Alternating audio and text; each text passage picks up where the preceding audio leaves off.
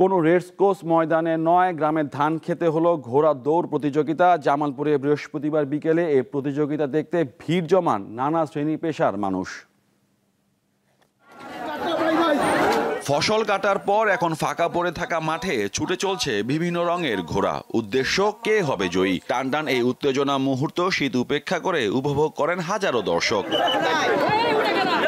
জামালপুরে মেলান্দহে এই ঘোড়া দৌড়কে কেন্দ্র করে রীতিমতো উৎসবের রূপ নেয় পুরো এলাকা। দূর দূরান্ত থেকে আসা মানুষ ঘোড়া দৌড় দেখে হয় উৎফুল্ল। বিনোদনের শূন্যতার মধ্যে এই ঘোড় দৌড় আজকের এই আয়োজনটা এটা প্রমাণ করেছে যে মানুষ এখনো লোক সংস্কৃতির ঐতিহ্য ধরে রাখার প্রতি মানুষের আকৃষ্ট আছে। এটা আমাদের একটা মিলন মেলা পরিণত হয়েছে। আমি শুধু খেলাটি দেখার জন্য সুদূর ঢাকা থেকে চলে এসেছি 2 দিন ছুটি নিয়ে। জীবনে প্রথমবার এই খেলাটা দেখলাম, আগে কখনো এই ঐতিহ্যবাহী খেলাটা আমি দেখি নাই। আমার বয়স হলো 58 বছর, আমি খেলি আজ প্রায় 30 বছর ধরে। এটা আমার একটা মনের একটা আনন্দ, এটা আমার একটা মনের খোরাক।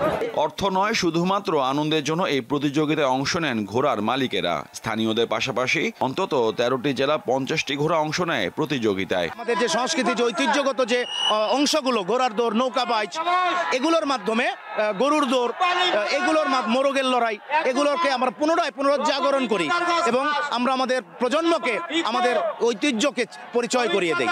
প্রতিযোগিতায় 7 রাউন্ডে বিজয়ী হন 21 জন।